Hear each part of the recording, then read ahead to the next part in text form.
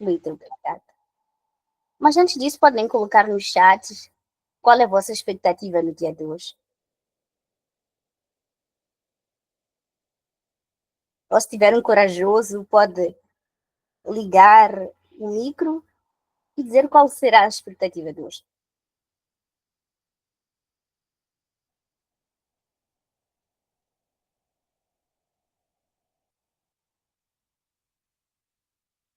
Eu acho que estão muito tímidos, justo. Mas muito obrigada.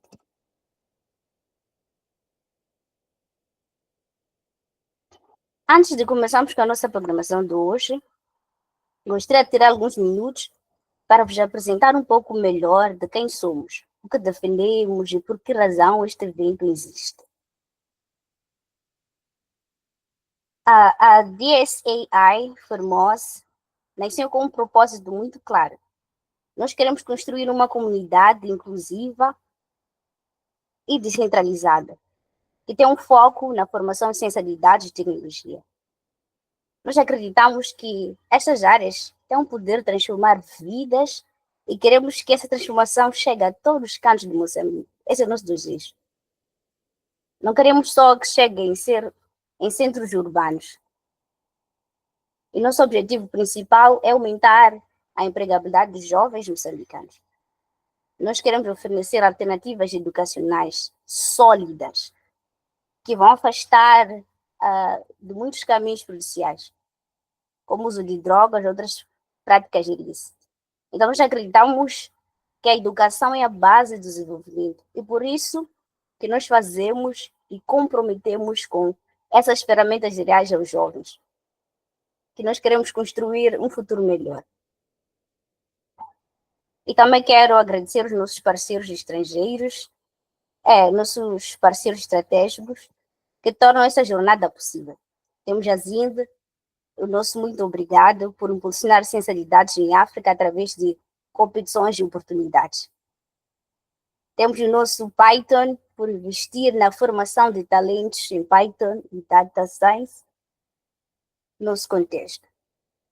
A PyLadies por apoiar soluções digitais com impacto em Moçambique. Muito obrigada a todos que acompanham a nossa missão e ainda continuam a escutar, né? Obrigada. E qualquer dificuldade é só colocar aí no chat para podermos selecionar.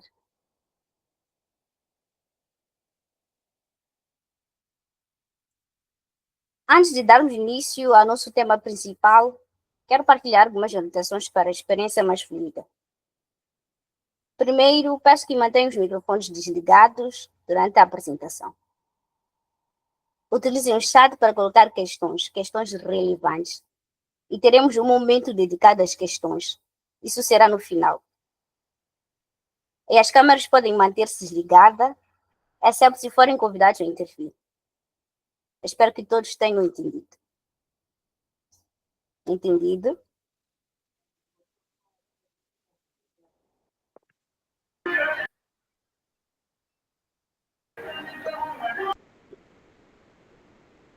Acho que irei voltar a repetir. Peço que mantenham os micros desligados.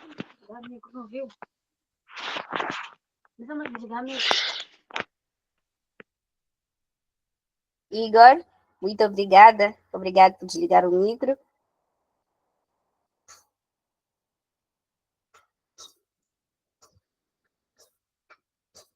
Obrigada por seguir essas instruções que vão nos ajudar a termos uma experiência mais fluida e interessante.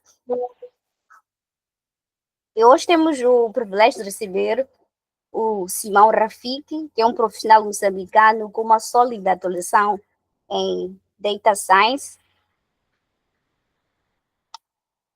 análise de dados, tanto em Moçambique como na Europa. Em 2003, o Simão foi um bolseiro Chevening,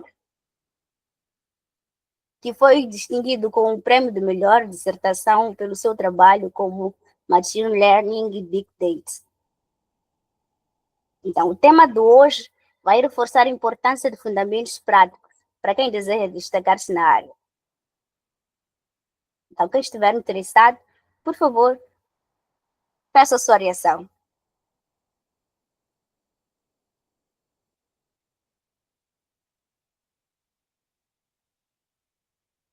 Muito obrigada.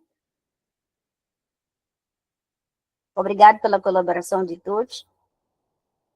Vamos chamar agora o nosso amigo, irmão, que trabalha conosco da DSAI Formosa, o Simeão Rafik. Senhor Rafik, tenha bondade.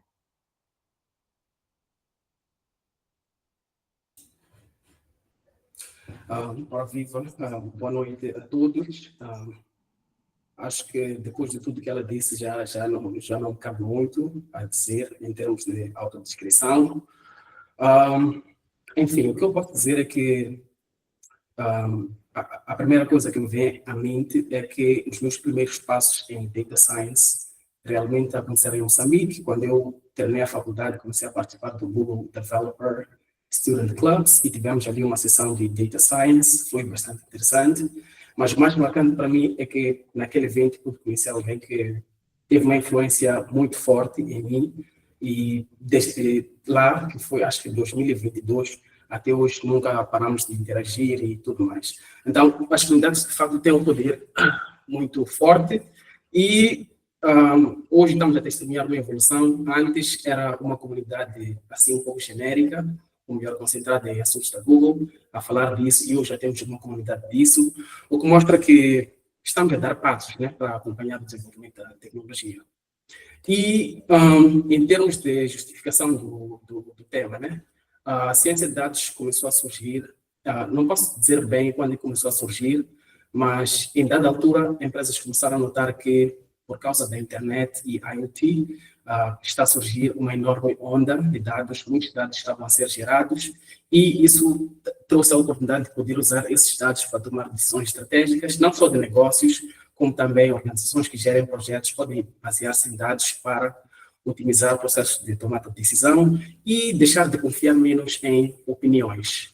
Então, é com base nisso que eu trago este tema. E segundo, porque há algumas concepções equivocadas, porque, de novo, com essa onda de dados também começaram a surgir muitos cursinhos de 1 hora, 2 horas, as pessoas ali aprendem qualquer coisinha muito simples, depois pensam que já são profissionais, quer dizer, já pensam que têm as habilidades necessárias para poder servir uma organização a este nível, mas acaba por frustração.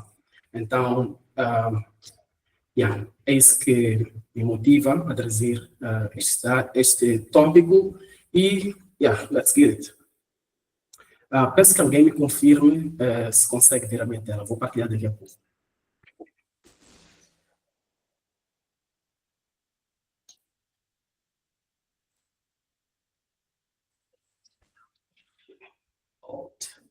Tab.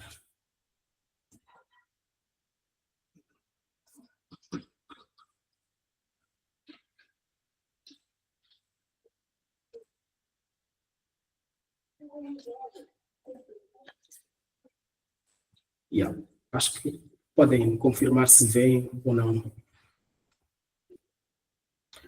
Dá para ver. Dá para ver. Perfeito. Então, já havia dado contexto sobre o tema e esta é a sequência da minha apresentação, né? Primeiro vou dar uma apresentação breve, só para que tenham noção de com quem estão a interagir. Segundo, vamos entrar um pouco nos fundamentos da área. Depois vou falar de forma ligeiramente mais descritiva sobre a minha trajetória. E, no final, vou dar as orientações práticas, porque há vários profissionais que ainda estão no primeiro passo, né? E acho que o passo onde eles almejam é quando conseguem a primeira oportunidade, ou tanto desejam, né? Então, para encurtar esse tempo, vou dar algumas recomendações que podem ajudar nesse processo. Então, sobre mim, como é que explico? Em setembro de 2013, 2023, recebi uma bolsa de estudos para fazer o meu mestrado em Newcastle University, no Reino Unido ou Inglaterra.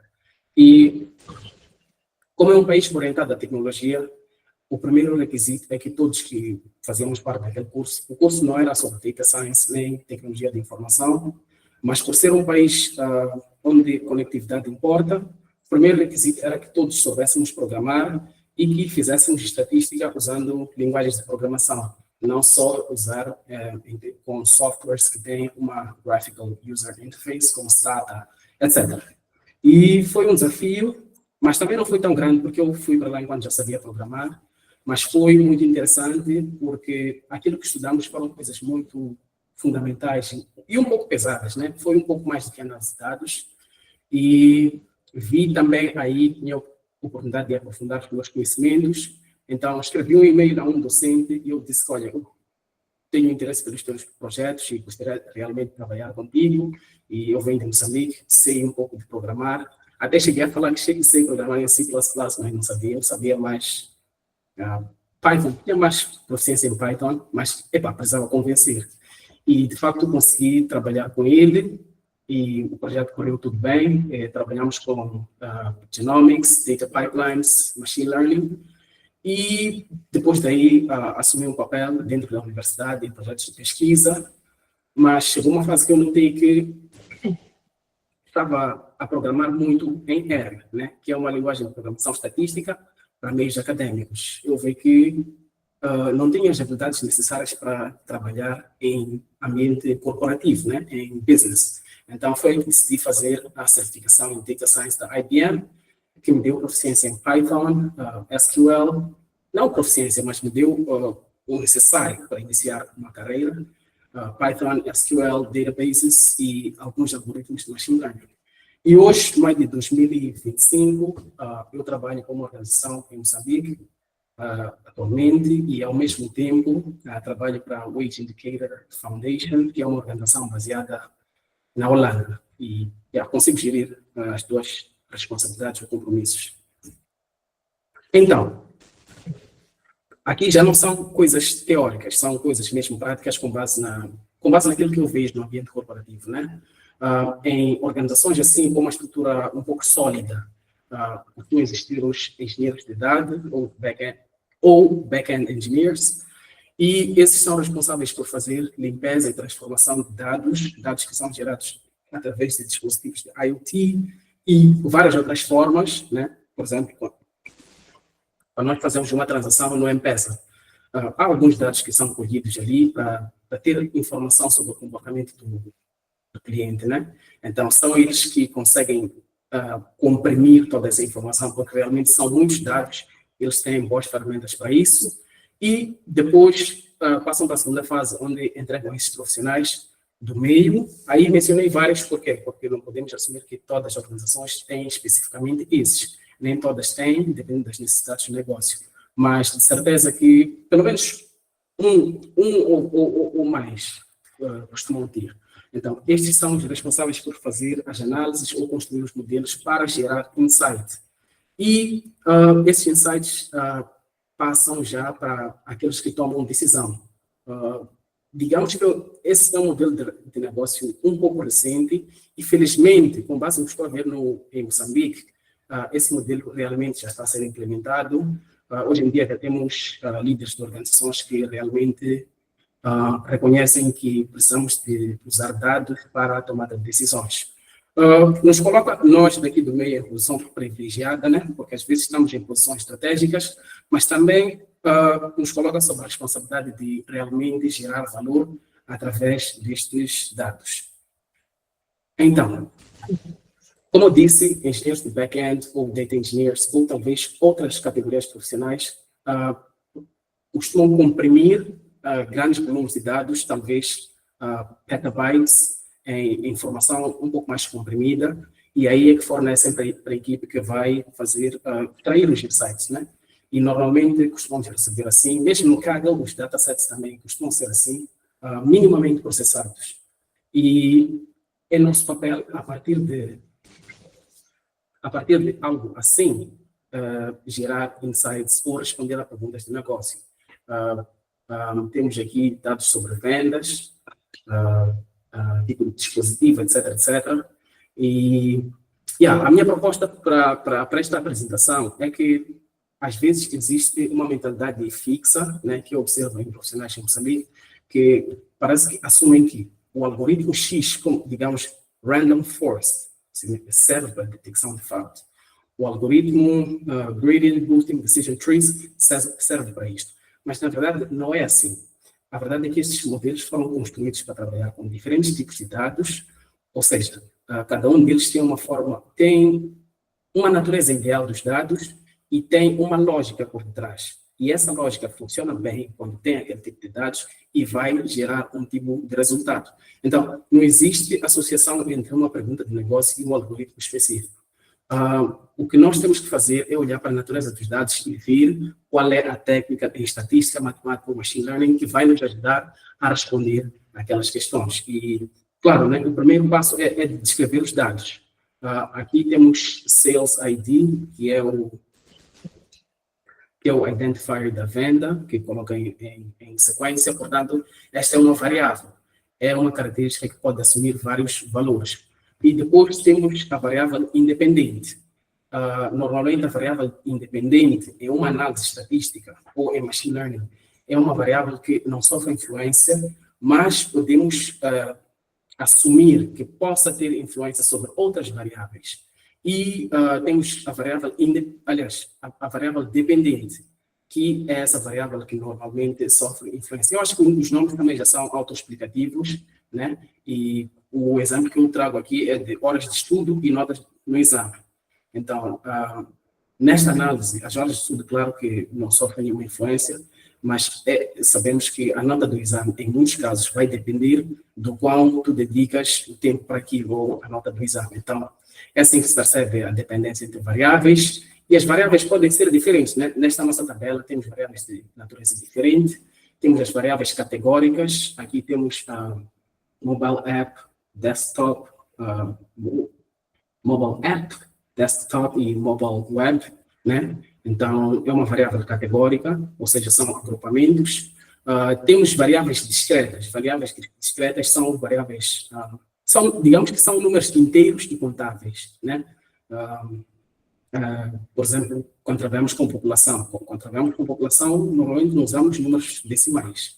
E uma variável contínua é aquela que pode assumir qualquer valor dentro de um intervalo. Por exemplo, aqui na nossa tabela temos os valores, temos valores do amount paid, que podem assumir qualquer valor no intervalo.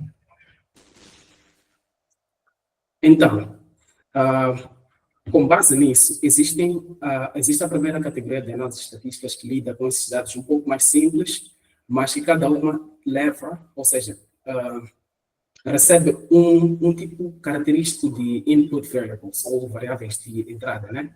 Por exemplo, quando se tem uma variável categórica e pretende-se fazer inferência sobre uma variável numérica. Normalmente, o teste estatístico aplicado é uma análise de variância. Como podem ver, no nosso eixo Y, temos a expectativa de vida, que é uma variável numérica, e deste lado, que é o X, temos variáveis categóricas. E, na verdade, a técnica de análise de variância é um pouco especial para mim, porque foi a técnica que nos tempos de faculdade, feliz ou infelizmente, eu e os meus colegas éramos forçados realmente a calcular cada métrica, né? Tínhamos que calcular o quadrado médio do tratamento, quadrado médio do erro, uma série de cálculos que tínhamos que fazer até chegar à conclusão. E isso foi muito importante para mim, porque ficou muito mais fácil entender os algoritmos lá para frente. E isso foi aqui em Moçambique, né, quando eu estava fazendo minha licenciatura na UEM e tudo mais. E quando se tem, perdão, aqui devia ser, não, está correto. Quando temos ambas variáveis sendo numéricas, é claro que o primeiro algoritmo que nos aparece em mente é a regressão linear, quando tentamos perceber se realmente existe uma associação linear entre duas variáveis. Como podem ver, aqui nos dois eixos temos variáveis numéricas, né? Onde estamos a fazer inferência sobre o nível de felicidade com base no que a pessoa ganha. Podemos dizer salário. E quando se tem uma variável de resposta, ou y, que é categórica, e temos uma variável independente que é numérica, normalmente o mais recomendado é usar a regressão logística, porque baseia-se numa curva sigmoide, e como podem ver, embora aqui esteja representado de forma numérica, só temos valores que pertencem a dois grupos, né? Temos o 1 e o 0, e com base nisso o algoritmo constrói uma curva sigmoide para depois nos dar algum tipo de resultado sobre a probabilidade de um valor aqui dentro do X ser correspondente ao valor que, quer dizer, ser a probabilidade de pertencer a um desses dois grupos. E esses, pelo menos regressão linear e regressão logística já são considerados como algoritmos de machine learning, análise de variância, não muito, mas continua sendo uma técnica poderosa. Agora, mais para frente, vou explicar algumas técnicas, talvez um pouco, que envolvem um pouco mais de matemática, mas vou começar com um gráfico muito simples. Já estamos a falar daqui dos modelos baseados em proximidade. Digamos que temos 3 pontos, né? E que queremos saber a distância entre o ponto B e o ponto C e a distância entre o ponto C e A. É claro que qualquer ser humano de longe consegue ver que, que esta distância é mais curta. Então, imaginemos numa situação em que temos 1000 pontos no gráfico, porque quem trabalha com data science realmente trabalha com muitos dados. Eu me lembro que eu participei de uma entrevista para um banco, um banco na Alemanha, e como teste nos deram dados de transações financeiras, era uma planilha Excel com 200.000 transações financeiras. Então, já dá para ver que trabalha-se realmente com muitos dados. Quando digo que atualmente nós produzimos muitos dados, yeah, I really mean it. Então, voltando a este gráfico, quando já temos 1000 pontos, já torna-se complexo. Aí, seres humanos já não têm essa capacidade. Então, é aí que já começa a se introduzir formas matemáticas para estimar a distância entre esses 2 pontos, e, normalmente, a distância que, aliás, uma das técnicas mais usadas é baseada em distância euclidiana, ou Euclidean Distance, que, só para não levar muito tempo, é uma forma que os computadores têm de saber a distância entre 2 pontos. Então, por exemplo, esses algoritmos são muito usados nos setores comerciais. Qualquer empresa que tem muitos clientes, realmente muitos clientes, precisa fazer uma segmentação, né? Que é para, infelizmente, as empresas dão um tratamento diferente aos vários clientes, e normalmente dão um tratamento preferencial aos clientes que são high-end, de alta renda, né? Então, às vezes, profissionais de análise de dados, ciência de dados, são dados a tarefa de fazer uma segmentação de clientes para dar à equipe de Relationship Management informação sobre como gerir, ou melhor, como é que estão categorizados os vários clientes. Então, a primeira técnica é o K-Nearest Neighbors, né? Que baseia-se, na verdade, K-Nearest Neighbor é usado quando os dados já estão classificados ou já estão rotulados. No entanto, surge um novo ponto. Por exemplo, neste gráfico temos dados com reviews positivos, e deste lado temos os dados com reviews negativos. E depois aparece este novo ponto. Então, queremos saber a que categoria pertence esse novo ponto. Ou seja, já temos os nossos clientes e surge um novo, né? E não sabemos a que categoria vai pertencer aquele novo cliente. Então, o algoritmo K-Nearest Neighbors baseia-se na proximidade que o ponto tem com cada um dos grupos. E acho que fica um pouco fácil perceber que este ponto realmente está mais próximo deste grupo do que deste, né? Só que no gráfico fica mais fácil, mas na vida real é muito difícil que um ser humano possa ver olho no gráfico ou qualquer outra forma de representação. Então, este é o K-Nearest Neighbors, e o nome também acho que já é autoexplicativo, que baseia-se na proximidade. Neighbors quer dizer vizinhos. E depois temos Support Vector Machines.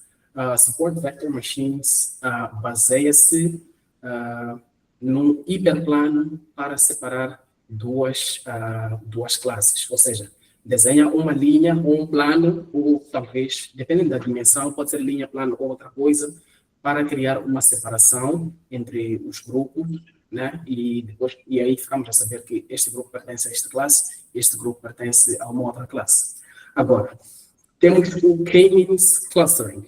Este é um algoritmo não supervisionado. Como podem ver, aqui no início, nós temos ideia, sim, das posições dos vários pontos, mas não temos noção das classes às quais eles pertencem. Os pontos têm todos a mesma cor.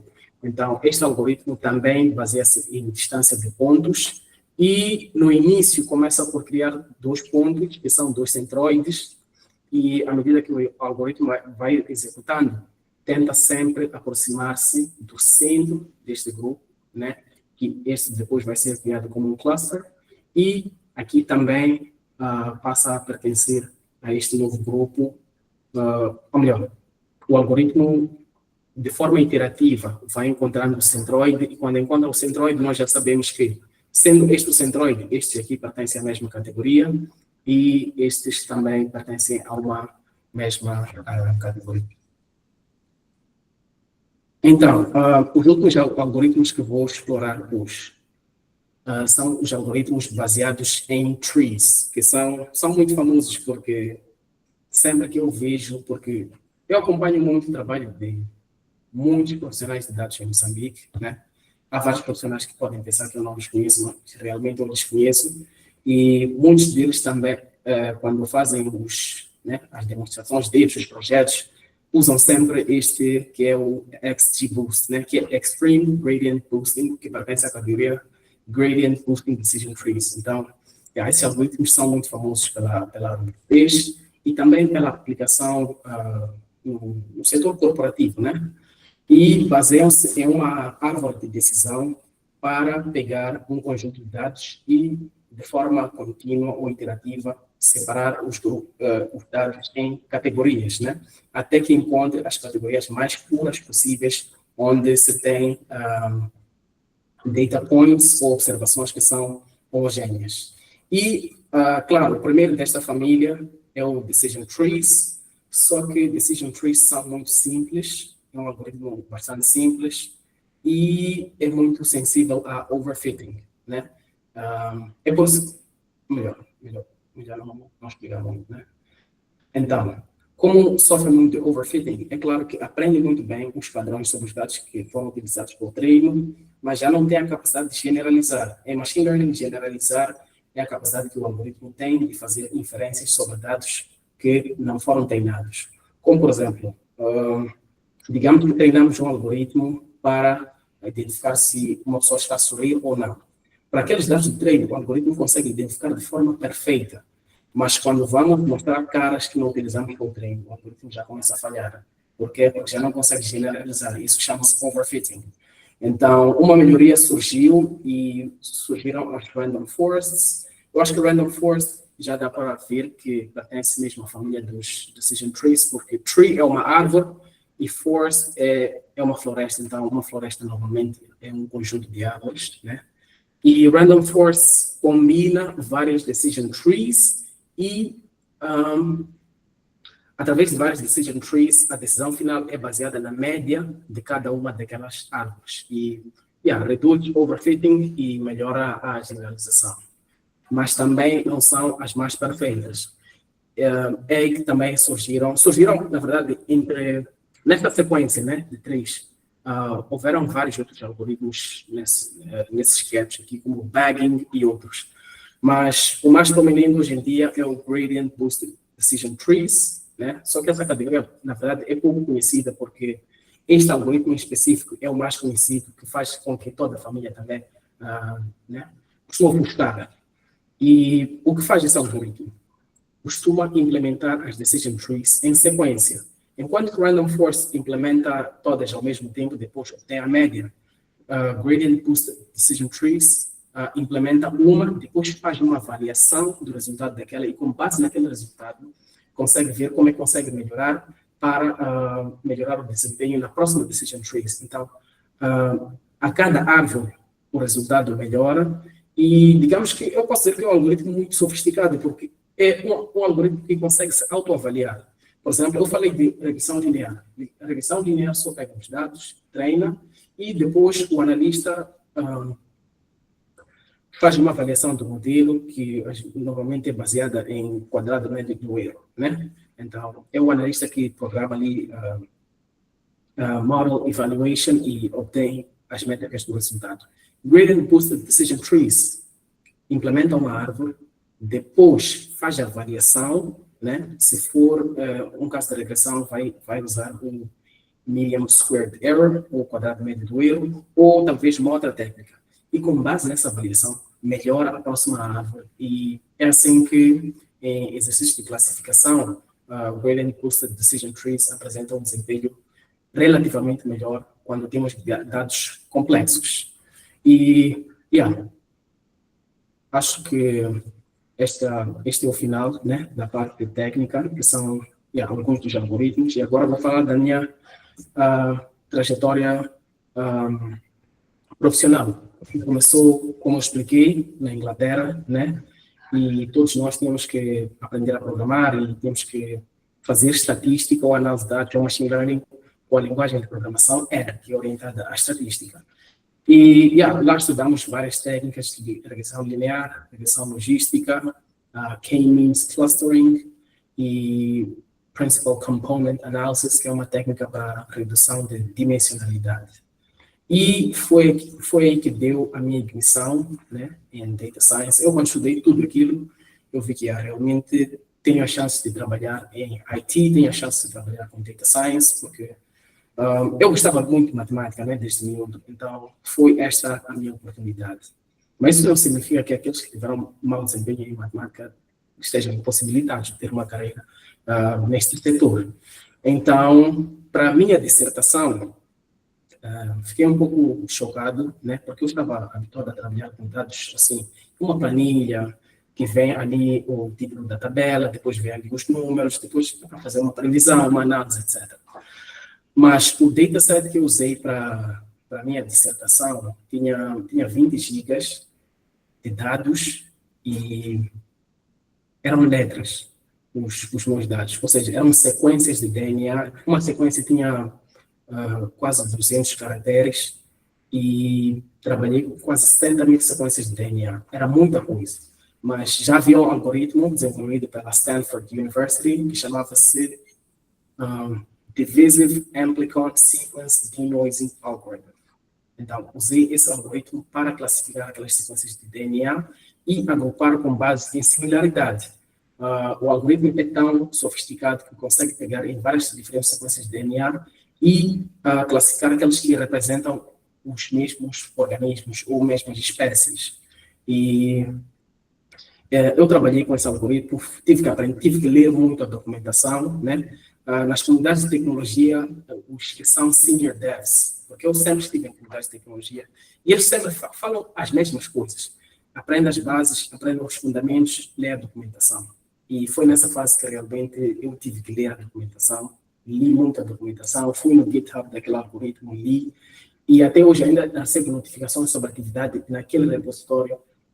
Eu sei como fazer unsubscribe, e tive que aprender muito mesmo, e eu só tinha que analisar, dos meus dados, tinha que analisar apenas 10 gigas, porque disseram que 20 gigas para uma dissertação de mestrado seria muito. Então, aceitei, analisei apenas 10 gigas, sofri muito, apanhei muitas mensagens de erro na consola, bugs muito assustadoras, mas finalmente consegui e submeti ao meu supervisor. Só que no tempo em que eu submeti, eu já não tinha nada a fazer. Então foi aí que decidi analisar os outros 10 gigas, né? Porque não tinha muito a fazer, já havia submetido dissertação e tudo mais. E já tinha ganhado um pouco de proficiência a trabalhar com esse tipo de dados. Analisei aqueles dados e no final de semana mando para ele. Ele não respondeu, mas eu acho que ficou algo na mente dele que esse homem tem muito interesse, gosta muito de trabalhar e tudo mais. E num dia aleatório, ele simplesmente mandou um convite para mim para trabalhar como Data Scientist na Newcastle University, num projeto um pouco similar, né? Porque ele apostou do meu empenho e tudo mais. Em países como aqueles, basta a pessoa mostrar que tem capacidade, não precisa fazer muito esforço para conseguir a primeira oportunidade, né? E foi assim, trabalhei, foi muito interessante, porque as pessoas que faziam parte daquele projeto de pesquisa não sabiam muito sobre o algoritmo, e quando estás num ambiente em que sabes uma coisa e as outras pessoas não sabem, és um pouco visto como um herói ou algo assim. Foi uma experiência muito boa para mim, e também gostei muito do valor que se paga a um cientista de dados, né? Foi muito interessante.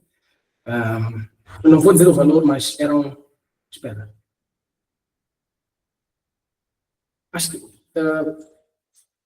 era um pouco acima, né, de 1.000 meticais por hora, né? Para cada dia de trabalho eles pagavam por hora e eram 1.000 meticais, e digamos que se a pessoa trabalha 8 horas por dia, só em um dia já são 8.000 meticais. Alguém que está vendo de Moçambique, sabemos que 8.000 meticais está acima de quê? Do salário mínimo. Então, é um pouco de privilégio, né? Foi muito interessante, mas o mais importante não foi o dinheiro, e sim o aprendizado que tive. Mas, notei que eu não teria nenhuma carreira se eu soubesse programar em R, ou fazer análises estatísticas em R, porque R é limitada. Então, fiz uma pesquisa sobre certificações que eu podia obter e vi a do Data Science da IBM, que tem, acho que são 12 cursos, leva 6 meses, e aí começa-se desde as bases, desde o que são dados, qual é a importância de dados em ambiente corporativo. Depois fomos para Python, depois databases, depois machine learning, os algoritmos supervisionados, não supervisionados, tudo muito bem explicado. E no final tive que fazer um projeto e submeter o projeto para avaliação, e foi muito interessante. O aprendizado foi muito rico, e naquela altura também eu já participava em comunidades de tecnologia. Quer dizer, eu sempre estive lá, mas sempre fui um membro que não fala nada, porque não sabia muito. Mas quando já estava a estudar Data Science, o cercado profissional, é aí que eu já começava a falar disparates nas comunidades, né? Sempre que eu aprendia um algoritmo sobre segmentação de clientes e tudo mais, eu ia lá e tentava explicar aquelas coisas, como podíamos modernizar, e vi que o Edson Maliano está aqui no evento. Eu estava a conversar muito com o Edson Maliano, a pessoa que é fundadora desta comunidade também, uma das pessoas com quem eu mais conversava sobre isso, e foi muito interessante. E hoje eu trabalho numa organização moçambicana, faço trabalho muito importante. Não, também não posso dizer que é muito importante, mas tem muito significado para mim, porque às vezes trabalho com dados sobre a população de Moçambique, segurança alimentar, educação e tudo mais, e pelo menos posso dizer que tenho a oportunidade de utilizar dados para ajudar organizações a tomarem boas decisões, não só, mas também para fazer uma análise, né, sobre a situação do país, o que pode ser melhorado e tudo mais. Recentemente eu fiz um estudo baseado em regressão linear e gradient boosted decision trees, porque existia lá um dataset muito grande, tinha um estudo muito largo com muitos participantes, né? Eu olhei para aquele dataset, vi várias variáveis, e vi uma variável lá no fim, que era o nível de empoderamento. Ou seja, fizeram várias questões às pessoas e lá no final perguntaram sobre o quão aquela pessoa sentia-se empoderada. E eram adolescentes de Moçambique que residem em áreas rurais. Então, aquele dataset, as pessoas que trabalharam naquilo não analisaram muito. Eu peguei no dataset e vi uma riqueza enorme sobre aquele dataset. Comecei a testar alguns algoritmos, né? E cheguei a conclusões interessantes, como, por exemplo, que o nível de empoderamento de adolescentes e jovens moçambicanos depende principalmente do encorajamento dos pais e da existência de uma fonte de renda. Com isso, quero dizer que jovens que deram como resposta que os pais encorajavam a sua educação e seu desenvolvimento pessoal, reportavam níveis de empoderamento muito elevados, né? E jovens que tinham fontes de rendimento, tinham níveis de empoderamento muito altos, enquanto que aqueles que os pais não encorajam, não sentiam-se empoderados, E com isso podemos tirar a conclusão que, para desenhar programas que visam empoderar jovens, eu acho que, com base naqueles resultados, podemos dizer que os resultados não serão eficazes se não se fizer um trabalho de behavior change com os pais daqueles adolescentes, né? E estamos a falar de zonas rurais.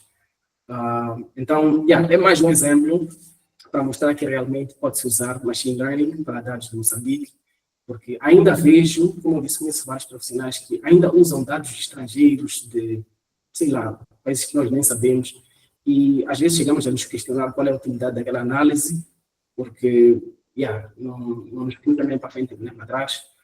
Então, é isso que eu queria dizer.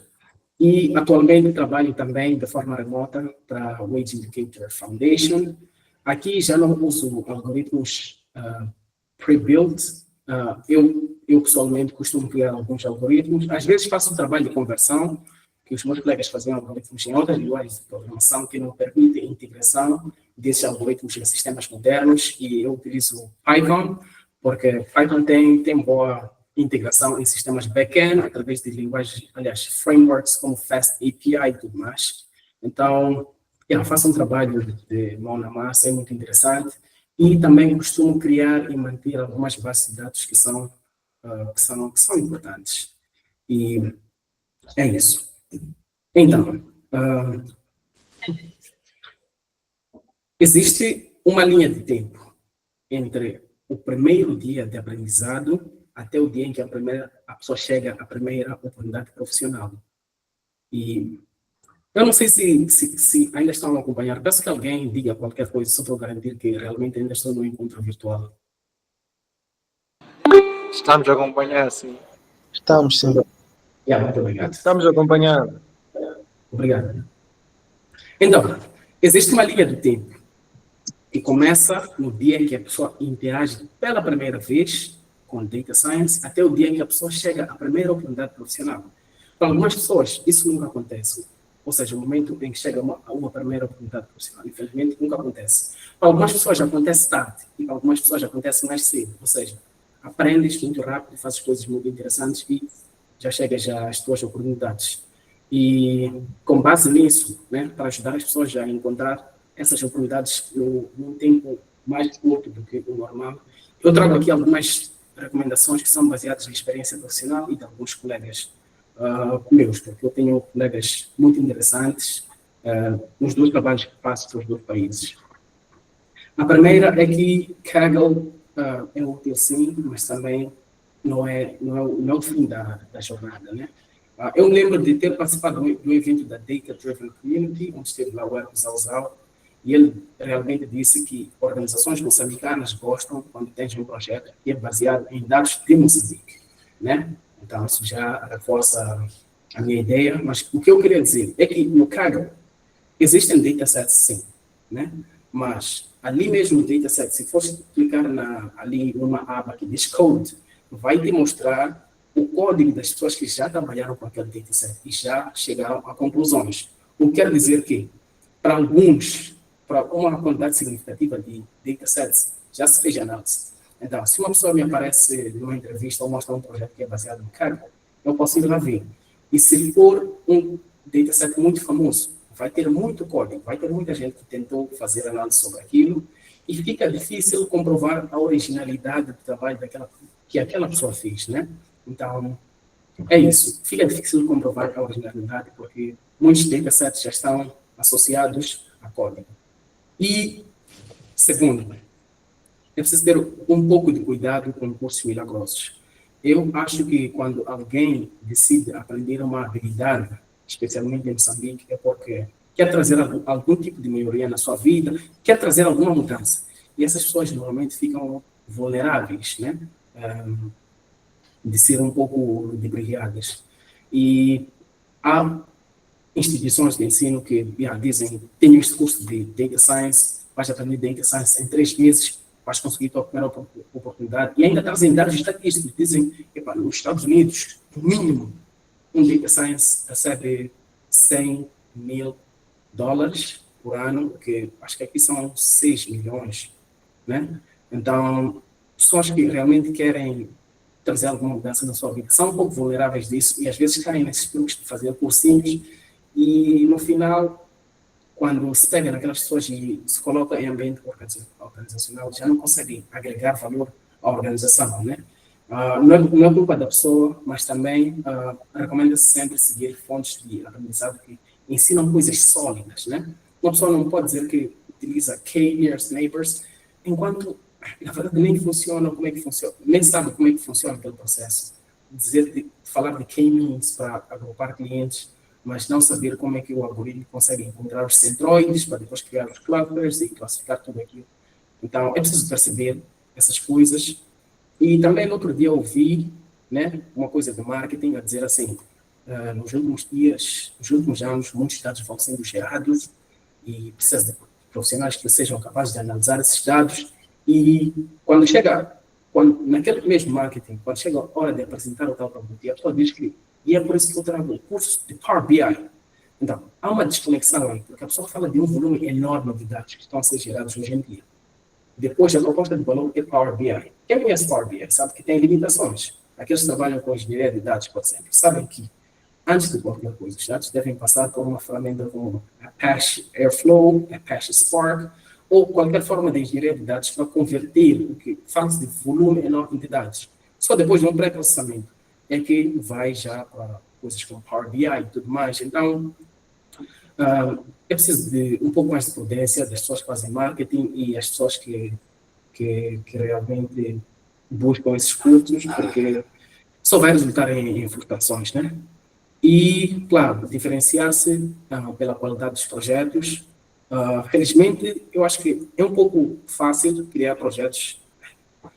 É assim, num país desenvolvido, é difícil criar ideias novas, porque muita gente já fez muita coisa, então fica difícil de inovar. Então, Moçambique, como ainda estamos nesta fase um pouco, não é milionária, né? Já estamos um pouco mais avançados do que isso, mas ainda há muita coisa que não foi feita, o que significa que há muita oportunidade para as pessoas se diferenciarem. E no setor de tecnologia, por mais que não tenhas experiência profissional de 10 anos, se realmente fizeste coisas interessantes e tens fundamento, vão te dar a oportunidade, né? Isso pode ser com base na minha experiência. E, claro, não se apegar às ferramentas. Uma reflexão sobre o que vejo em Moçambique. Há pessoas que, por exemplo, sabem programar em R, né? Que é uma linguagem de programação estatística, e começam a vender cursos, a dizer que com R vais fazer tudo, vais conseguir a tua primeira oportunidade de trabalho, vais fazer tudo mais, mas nós que trabalhamos na área sabemos que R tem limitações, não podemos andar para prometer que R vai se fazer data science. Eu me lembro de uma vez ter ajudado uma moça que estuda numa universidade em Moçambique, e o docente pediu para a pessoa fazer deep learning com R, né? Só tinha que fazer deep learning. Eu não sei como. Então a pessoa vem me pedir ajuda, e quando eu tentei fazer aquilo, R não tinha as funcionalidades necessárias para fazer aquilo. Então, foi necessário criar um ambiente virtual, para aqueles que programam já sabem, né? Foi necessário criar um ambiente virtual em Python, depois de implementar aquilo em Python e depois ter o output em R, para dizer que é melhor não se apegar muito a ferramentas. O mais importante é saber o que deve ser feito e para cada caso que ferramenta usar. E, por fim, consistência, né? Porque eu tive meu primeiro encontro com Data Science em 2022, hoje estamos em 2025, então não posso dizer que eu consegui um trabalho em 3 meses, né? Não é verdade. Foi necessário muito tempo de aprendizado, muita intensidade nas minhas sessões de estudo e tudo mais. Mas fica um pouco mais fácil quando se tem uma comunidade, né? Algo que facilita o meu aprendizado sobre várias coisas é participar em comunidades de tecnologia. E, apesar dos memes, sempre há algumas pessoas que trazem conteúdo realmente educativo.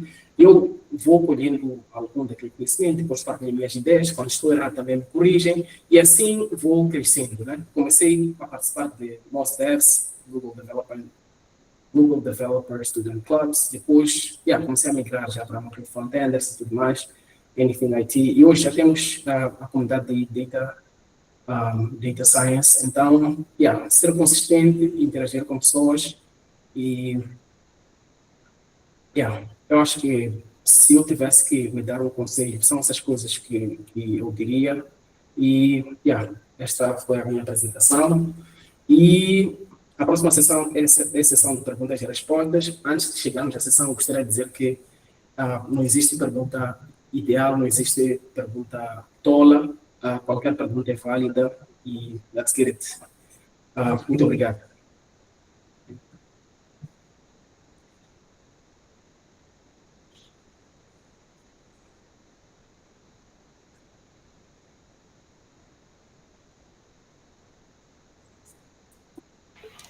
Muito obrigada, Simeão. Muito obrigada, Simeão, por esta partilha tão rica, profunda e muito inspiradora. E pela explicação sobre o modelo baseado em aproximação. O Key Nearest Neighbors. Obrigada. A forma como explicou e apresentou me ajudou de verdade a entender melhor como é que o algoritmo utiliza a proximidade entre os dados e como fazer classificações ou previsões. Muito obrigada. Então, nós abrimos agora o espaço para perguntas do público. Então, podem escrever no chat ou levantar a mão para intervir diretamente. Mas de forma organizada, por favor. Shelter Maci. Tenha bondade. Boa noite. Boa noite. Obrigada, Simão, pela apresentação. Foi muito insightful. Então, eu tenho uma dúvida já há algum tempo e gostaria de ter algum esclarecimento aqui. Eu gostaria de saber qual é a diferença entre um analista de dados, um engenheiro de dados e um cientista de dados. Perfeito. Falamos de engenheiro de dados, depois cientista de dados e um analista de dados. Eu vou dar a minha explicação com base na minha experiência profissional. É assim, através do telemóvel, através de uma câmera, através de uma TV e através de várias outras coisas, nós geramos dados, né? Só que os dados que nós geramos são de volume muito elevado, realmente muito elevado. Então, na primeira fase desta cadeia, quem trabalha são os engenheiros de dados. Eles aqui garantem, e de facto eles têm sistemas muito robustos que conseguem comprimir todo aquele volume enorme. Eles trabalham com muitos dados realmente e utilizam técnicas um pouco avançadas como parallel processing, distributed compute e tudo mais. Então, eles pegam em dados não estruturados, né, e comprimem e colocam os dados de forma um pouco mais resumida ou simplificada. Agora, depois dessa fase dos engenheiros de dados, dois caminhos podem ser assumidos. Em algumas organizações focadas em pesquisa, ou que realmente apostam muito no marketing ou data science, pode aparecer um profissional de data science para construir algum modelo sofisticado, né, para fazer alguma inferência sobre os dados. Como, por exemplo, digamos, saber quando é que um cliente vai abandonar um serviço. É claro que nós nunca podemos prever. Se tu trabalhas no banco ou numa empresa de telecomunicação, não consegue saber quando e qual é a causa do abandono de vários clientes. Mas cientistas de dados conseguem construir modelos baseados em machine learning que fazem essa previsão. Ou seja, usam técnicas de estatística muito mais elevadas. Enquanto que um analista de dados, por exemplo, pode se focar em algo não é mais complexo, mas não deixa de ser importante, que é garantir o fluxo de dados para equipes de gestão. Ou seja, eles fazem as análises, fazem as tendências, como, por exemplo, as vendas mensais, as receitas por várias províncias e tudo mais. Então, para resumir, os engenheiros de dados trabalham com volume maior de dados e dados não estruturados, né? E eles fazem o processamento inicial. Cientistas de dados utilizam técnicas de estatística avançada, análise multivariada ou machine learning para obter alguns insights sobre os dados, e os analistas de dados fazem análises menos complexas do que as análises dos cientistas de dados. Mas todos esses não deixam de ser importantes para as organizações yeah, é isso.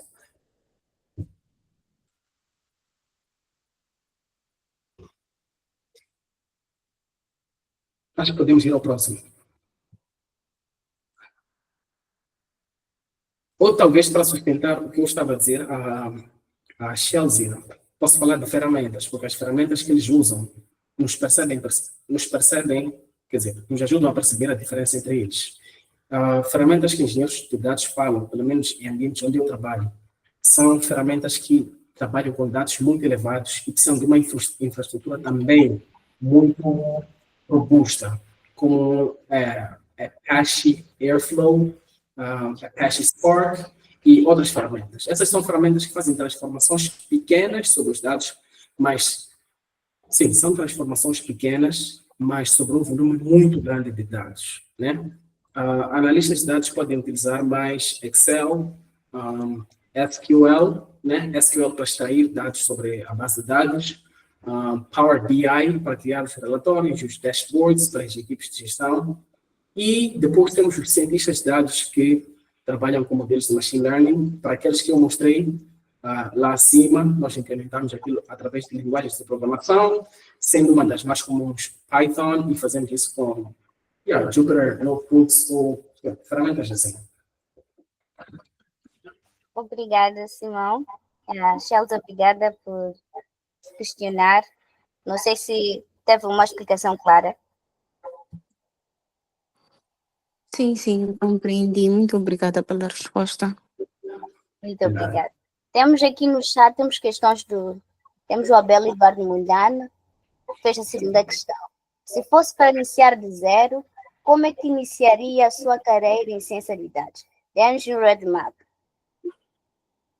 Ok. Deixa eu ver se eles...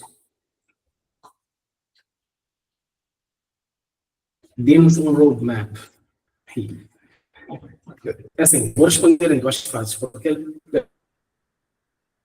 me perguntou sobre roadmap. Sobre o início, um elemento muito importante da minha carreira é que, nos tempos de licenciatura, né, quando eu ainda tinha 17 anos, 18 anos, eu tive que estudar essas técnicas de estatística avançada e análise multivariada, etc. Tive que estudar na faculdade. E isso me possibilitou perceber como é que funcionam esses algoritmos na verdade. Também estudei estatística, probabilidade, essas coisas. Isso foi realmente essencial. Então, comecei bem, e se eu tivesse que recomeçar, faria o mesmo, que é começar das bases, dos conceitos mais básicos. Como viram no início da minha apresentação, falei de variável, que é uma variável contínua, uma variável categórica, depois modelos mais simples e tudo mais. É aquilo que eu realmente ia estudar, incluindo estatística, probabilidade e análise multivariada. E, de preferência, ia fazer os cálculos à mão mesmo. Porque mesmo os bons programadores que eu conheço diziam que tinham que programar à mão na faculdade. Agora, roadmap, é claro que eu me sinto na capacidade de dar um roadmap detalhado, mas no início teria que ser estatística, probabilidade e álgebra, né? Estatística, probabilidade, álgebra. Depois, numa fase mais avançada, podia entender alguns fundamentos sobre linguagens de programação, como Python, ou outras, pode aprender Java também. Eu acho que algumas linguagens de programação são importantes para nos fazer compreender a lógica por detrás da programação.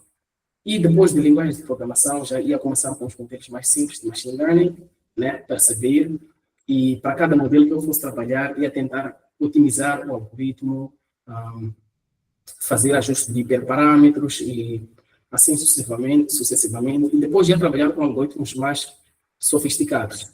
O erro é começar com as coisas sofisticadas sem ter as bases. É aí que, por exemplo, em uma empresa podemos perguntar a um profissional, olha, por que deixaste Random Forest e foste correr para Gradient Boosting Decision Trees? Então, aí o profissional não sabe, né? Então, os mais experientes podem dizer que realmente XGBoost é mais sofisticado, porque utilizam os resultados da árvore anterior para melhorar o resultado, o desempenho da árvore futura, e assim vai utilizando o modelo e é mais apropriado para dados complexos. Fica fácil, mas para quem não entendeu desde as bases, comete muitos disparates, e temos que reconhecer que organizações que trabalham com data science normalmente são privadas, e organizações privadas fazem que cada trabalhador deve agregar valor, e caso não esteja a fazer isso, o futuro fica incerto. Obrigado pela questão, Adela. Obrigada, Simão. Obrigada, Abel, pela questão. Abel, será que respondemos? O Simão respondeu de forma agradável. Conseguiu entender? Muito obrigada. Temos um...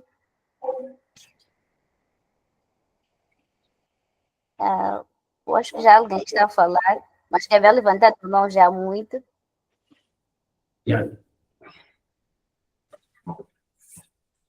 O Miguel Teodoro. Miguel, por favor, tenha bondade. Olá a todos, boa noite, Lourdes. Boa noite, Simão. Olha, eu na verdade tinha a mesma questão que deixa aqui o meu PC tapou, acho que é a Chelsea. Tinha a mesma pergunta, na verdade, coincidiu, eu levantei a mão e ela também levantou. Agradeço por facilitar, na verdade, o meu trabalho deste lado. E com isso quero parabenizar ao Simão Rafiki pela bela apresentação. Olha, deixou ficar muito claro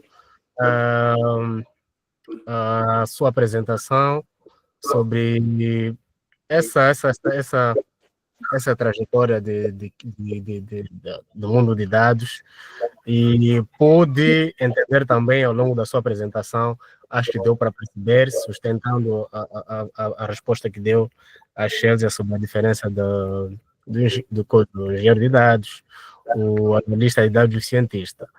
Então, acho que está de parabéns e está a ser super produtivo o workshop e obrigado. Muito obrigado pelo feedback.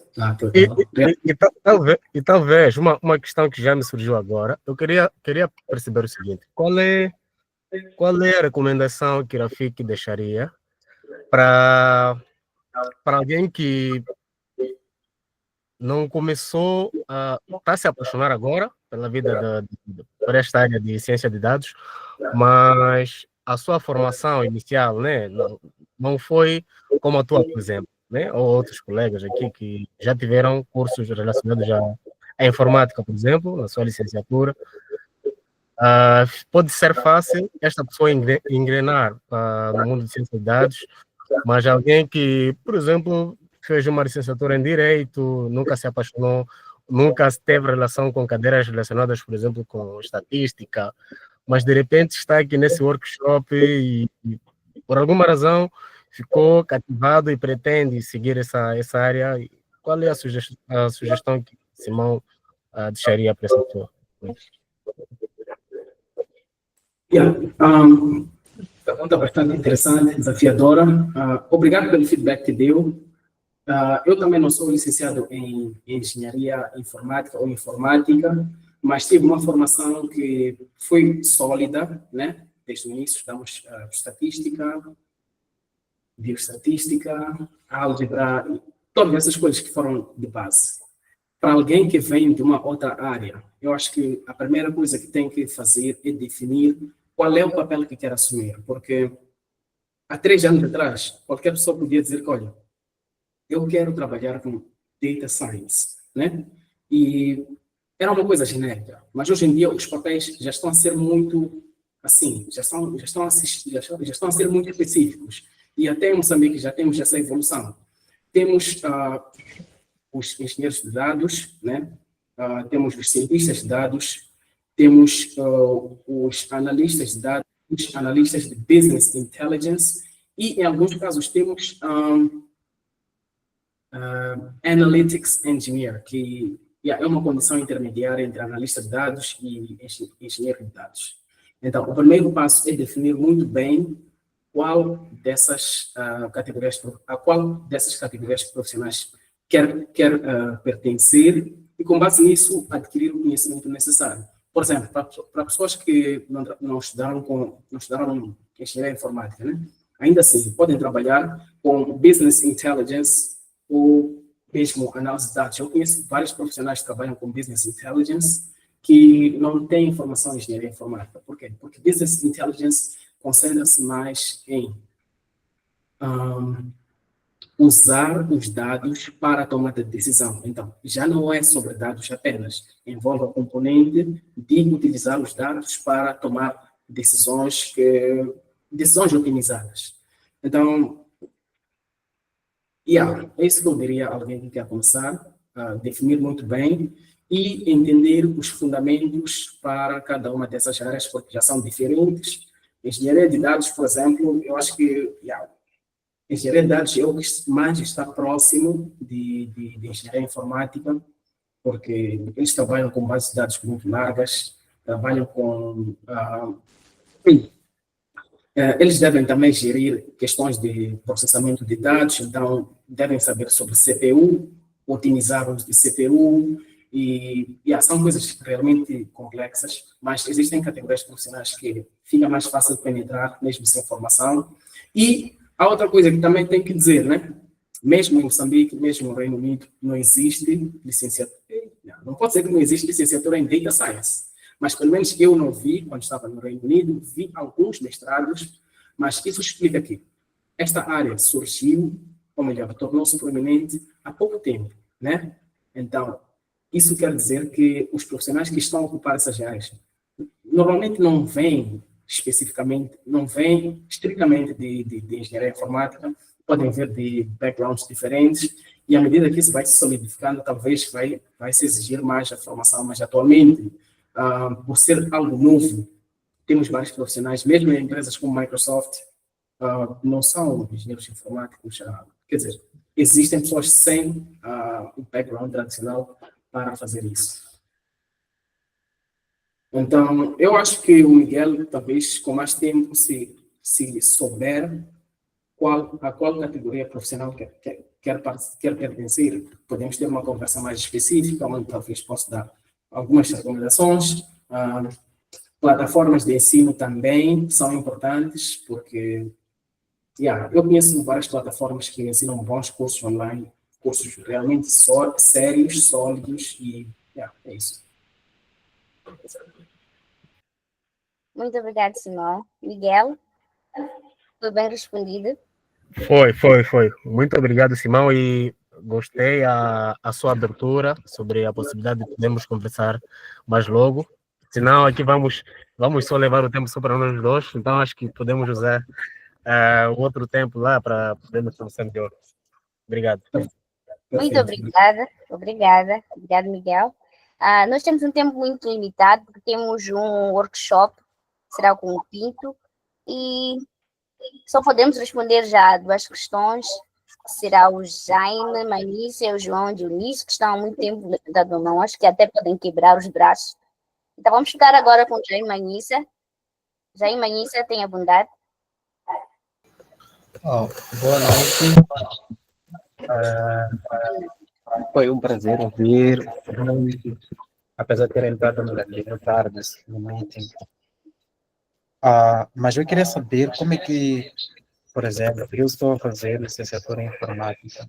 Gostava de saber como começar, ou quais são a melhor área para eu poder começar com essa área ligada a dados. Se eu tenho que começar com engenharia de dados, data science, por aí em diante. Ok.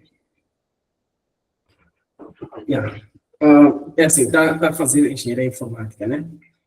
Eu acho que a primeira coisa que devia fazer é complementar os seus estudos atuais, porque engenharia informática é algo genérico, né?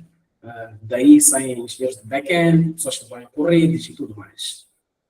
Quer dizer que se é algo genérico, quer dizer que não é possível aprofundar algumas coisas. Então, para o conhecimento que é necessário em Data Science, eu recomendo fortemente a buscar o conhecimento adicional que precisa para iniciar na área. Agora, sobre qual a área mais interessante? Eu posso dizer que existem áreas que realmente empresas precisam muito, né? Especialmente empresas grandes, que são engenheiros de dados. Engenheiros de dados são... eu participei de uma keynote speech do Natu Lokshan, que é um dos melhores profissionais da área de dados. Ele realmente explicou que na pirâmide, os engenheiros de dados são a base, né? Grandes organizações precisam de um engenheiro de dados porque ele constrói toda a infraestrutura de dados, ele garante todo o fluxo de dados. Digamos que eu trabalho num banco, né? E ficamos sem engenheiro de dados por um mês. Quer dizer que eu já não tenho dados a fluírem para mim como cientista ou analista, e se dados já não fluem para mim, já não fluem também na pessoa que vai tomar as decisões. Então, aí já ficamos numa situação em que não sabemos o que fazer. Então, eles são a base, né? E depois temos analistas de dados, porque cientistas de dados são pessoas um pouco mais orientadas a experimentos, como podemos ver ali, são coisas muito científicas, né? Mas eu acho que vem os analistas, que ajudam já a complementar o trabalho dos engenheiros de dados, a transformar aqueles dados em insights estratégicos. E isso também não estou a falar com base na minha opinião, eu antes de voltar a Moçambique, fiz uma análise de mercado, vi quais são as vagas que eram mais anunciadas e realmente neste país contrata-se muito analistas de dados, muito mesmo. Então, engenheiros de dados também é uma questão de, não posso dizer se são muitos ou não, mas são realmente necessários para organizações de determinado tamanho, né? E depois daí já tem outras categorias que talvez a empregabilidade não é tão boa em Moçambique.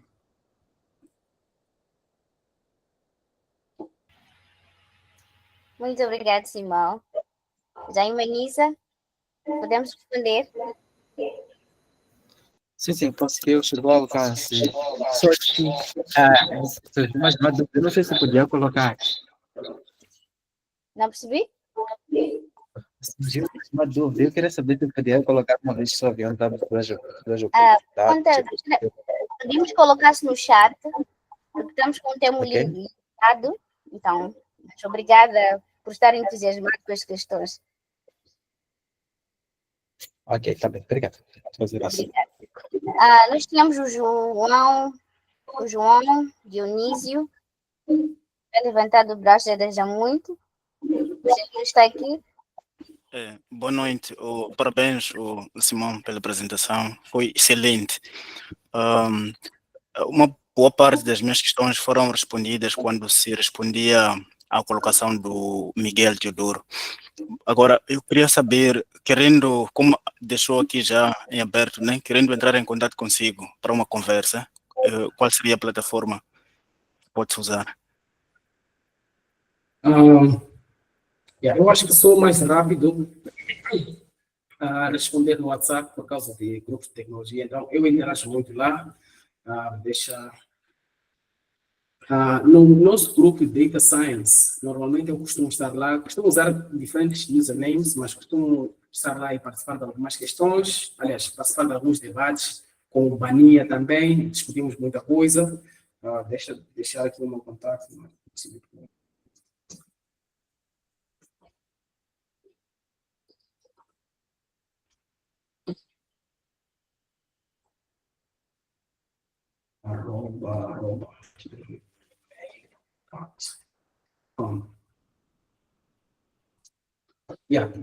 Está.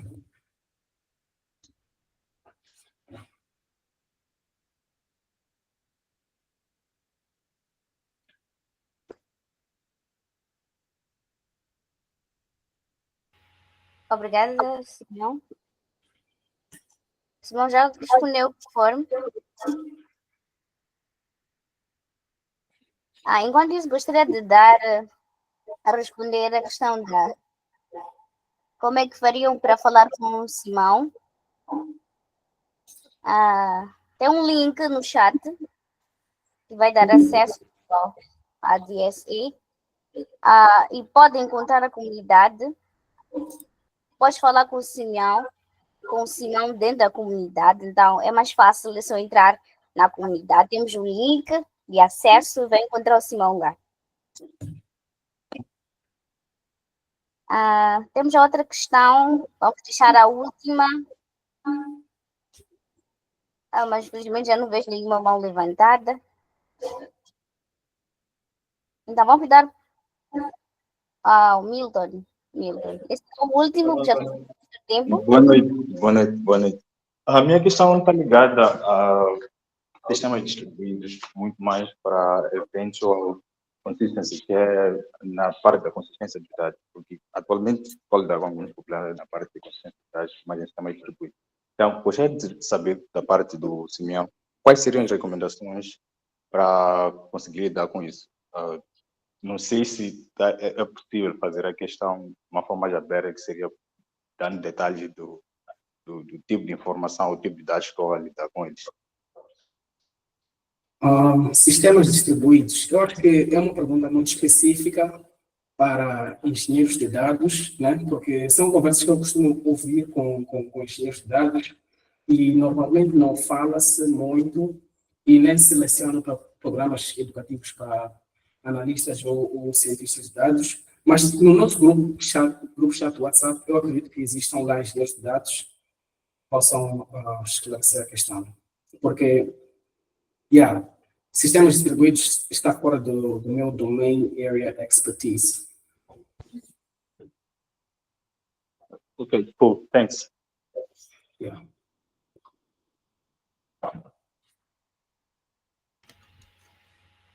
Muito obrigada, Simão. Obrigada. Será que foi bem respondido?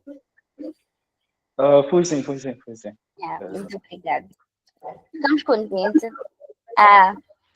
Terminamos agora o nosso webinar com o Simão.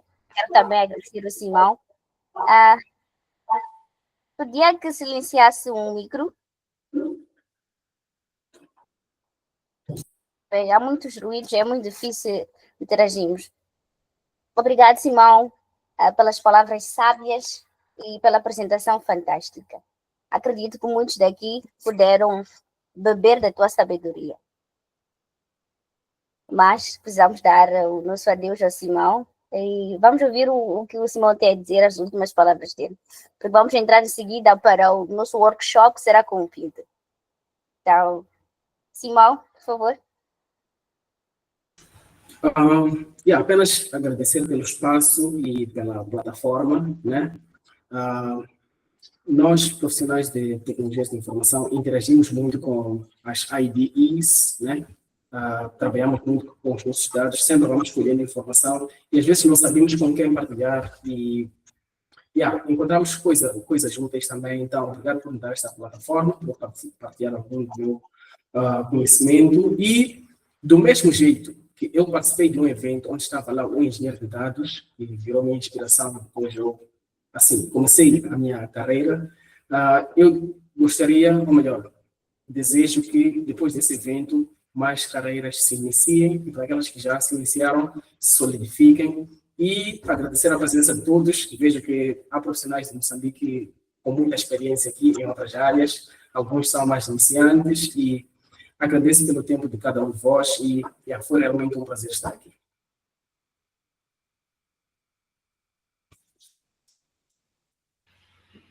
Nós já que agradecemos, Simeão, Rafi. Obrigada pelo tempo, obrigada pelas palavras. Após a análise exploradora do Rafik, entramos agora na sessão de workshop. Nós tivemos esse workshop no dia 3, que foi um workshop fantástico, mas não tivemos término. Então, hoje vamos dar encerramento desse workshop e vamos convidar o nosso orador, o Pinto Armando. Mas antes devemos saber quem é o Pinto Armando. Pinto Armando é um estudante finalista do curso de Engenharia de Tecnologia e de Sistema de Formação na Universidade do Aquisissano e é analista de Business Intelligence na DSA Formosa. E ele também trabalhou como estagiário na administração de redes, infraestrutura na própria UJC.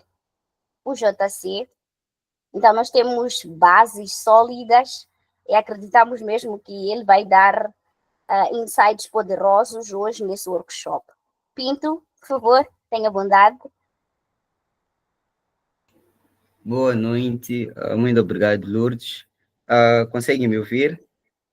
Consigo sim. Ok, perfeito. Boa noite a todos. Sejam bem-vindos à segunda parte do nosso webinar. Tivemos início no dia 3. Para quem não esteve no dia 3 não acompanhou, nós estivemos lá a falar sobre a introdução à construção de modelos de machine learning, introdução à construção de machine learning usando Python. Nós não conseguimos terminar a nossa apresentação, fomos até a análise exploratória de dados. Então, no dia de hoje, vamos começar com o pré-processamento e a construção do modelo. Eu gostava que estivessem aqui a acompanhar. Para os que não conseguiram acompanhar o processo no dia 3, nós temos um vídeo no YouTube da sessão gravada. Temos também o link do nosso notebook no grupo do webinar. Permitam aqui partilhar. Permitam-me aqui partilhar. Um minuto só.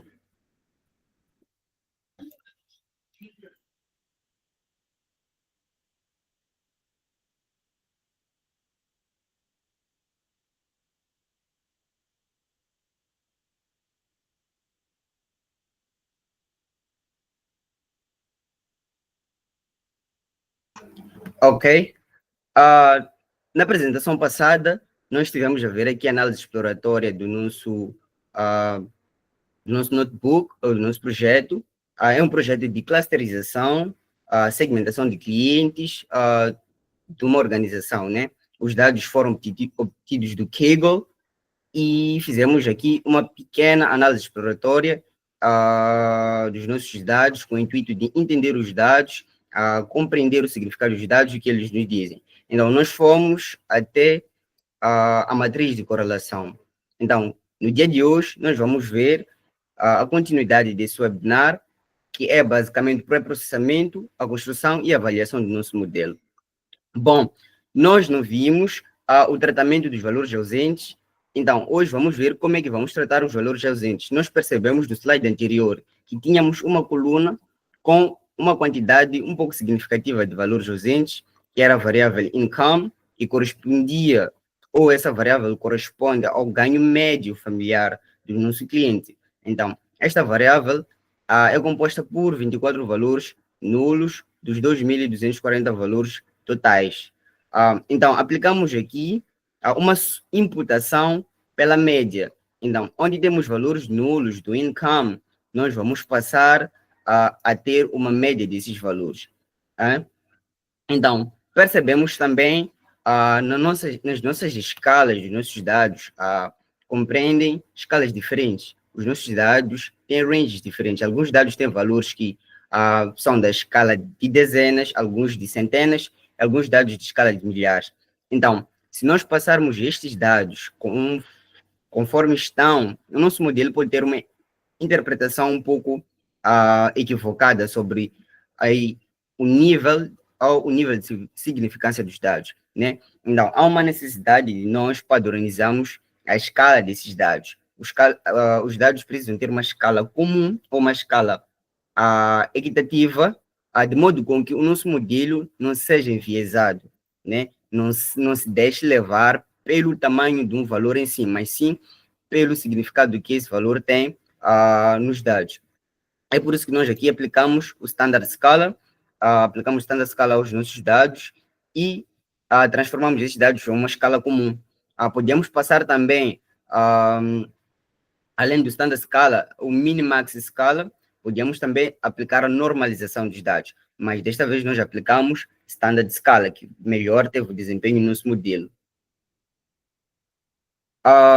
Bom, nós optamos aqui por usar um modelo muito simples, que foi apresentado anteriormente pelo orador Simão, bem apresentado, que foi o modelo de K-means, né? Este modelo funciona basicamente agrupando, criando um certo número de grupos dos nossos dados. Então, de cada grupo, ele vai criar um centroide, um ponto central de cada grupo. Então, aos dados vai atribuir os pontos a esses grupos, ou a esses grupos chamados classes. Então, vai fazendo essa atualização para todos os dados que nós temos no dataset. Baseando-se nos centroides que existem, ele vai fazer agrupamento dos dados de acordo com cada centroide. Então, qual é o centroide mais próximo do nosso dado? Então, ele vai colocar o nosso dado pertencendo à classe desse centroide.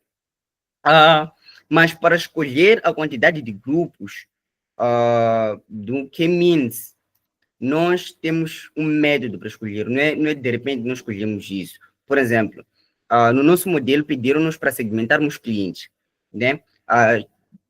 Segmentarmos clientes é basicamente descobrimos ou criamos grupos de comportamentos comuns entre os nossos clientes, né? Baseados em atividades, né, dos clientes na nossa organização.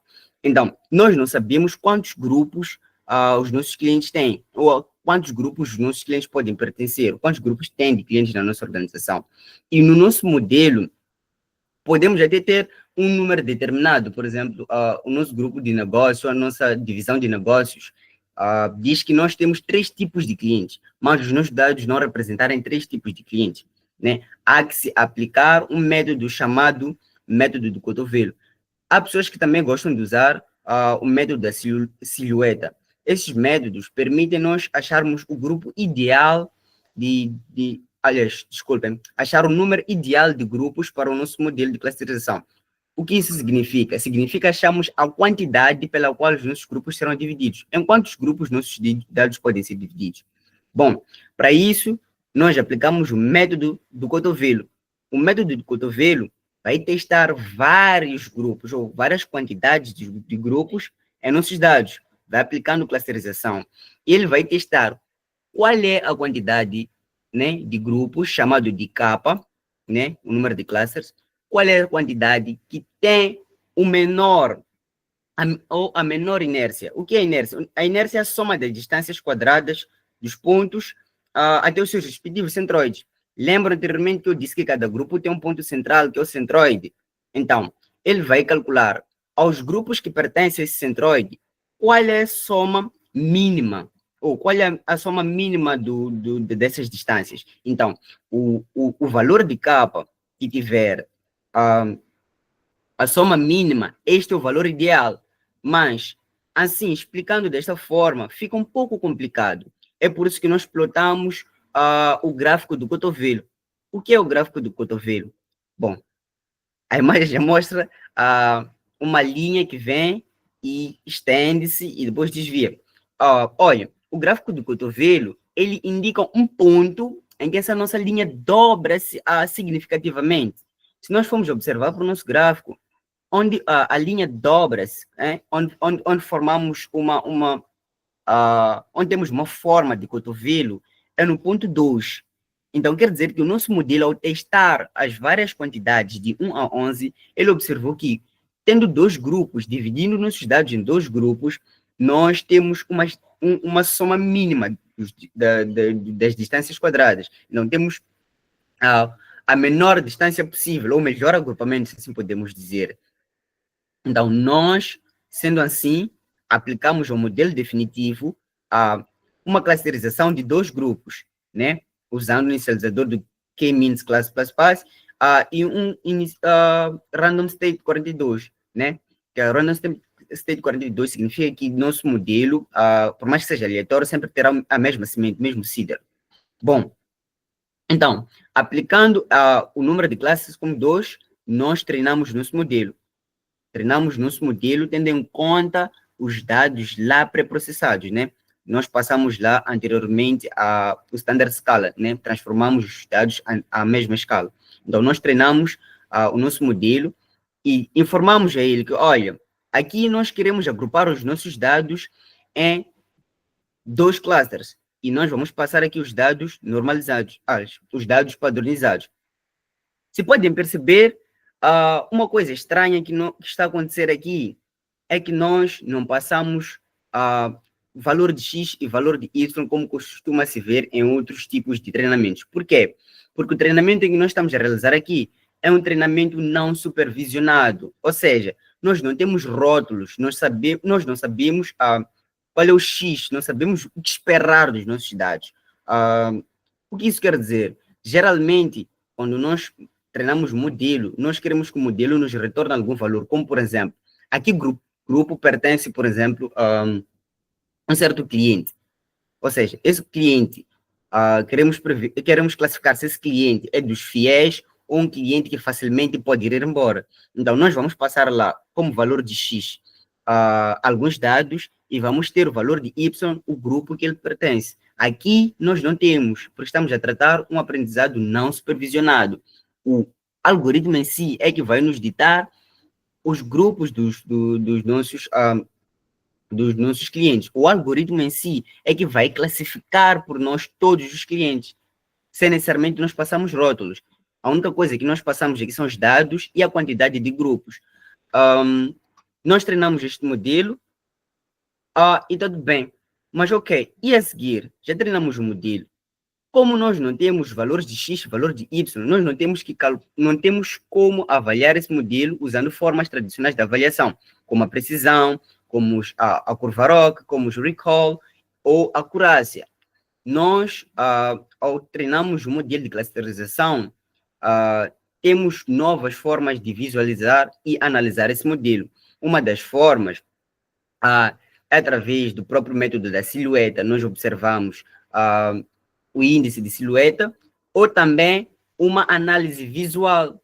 Uma análise visual, ela consiste em, basicamente, nós plotarmos os agrupamentos, né? Nós mostramos os agrupamentos em um gráfico de uma forma visual. Mas, bom, como é que nós vamos plotar os nossos dados que têm 26 atributos? Que tipo de gráfico nós vamos usar para plotar dados de 26 atributos? Bom, eu também não sei a resposta, é por isso que nós aplicamos aqui um conceito de redução de dimensionalidade. Aplicamos aqui o PCA, que é o PCA consiste em nós reduzirmos a quantidade de atributos que nós temos em componentes principais, chamados de Principal Component Analysis, né? Análise de componentes principais. Esses componentes principais, eles refletem a correlação dos dados originais. Então, nós, ao aplicarmos o PCA, estamos a reduzir a quantidade dos dados para termos o número em que nós definimos.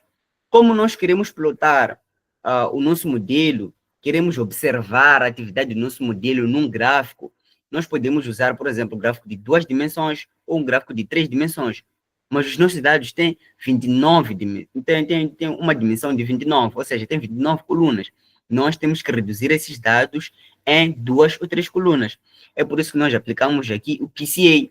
O PCA, ele vai pegar os nossos dados, vai calcular a matriz de covariância e depois vai selecionar os componentes com maior variância explicada. E esses componentes vão consistir em combinações lineares dos nossos dados.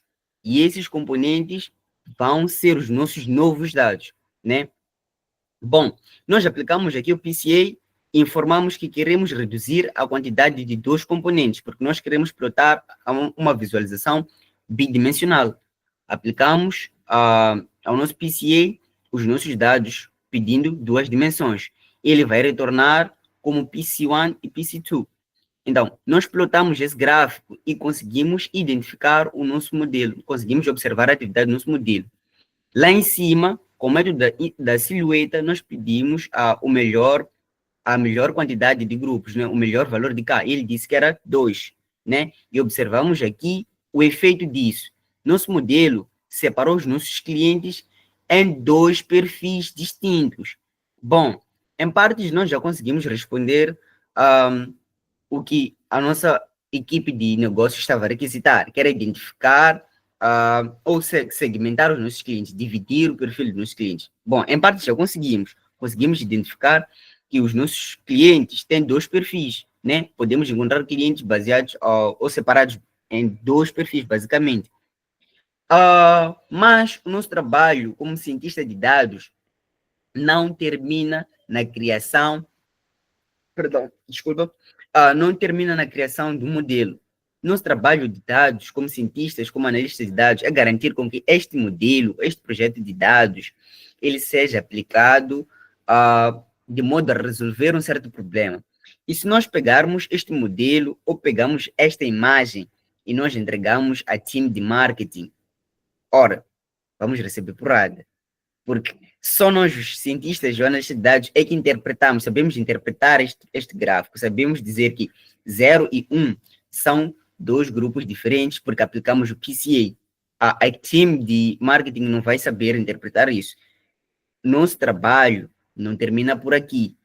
Há que voltarmos com os nossos dados já agrupados, já classificados, fazermos uma reanálise.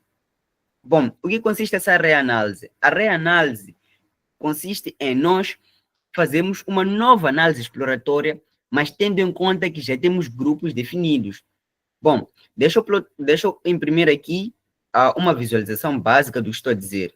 Por exemplo, lá em cima, nós fizemos a análise exploratória dos dados, fizemos uma descrição dos dados sem rótulos, né? Generalizando.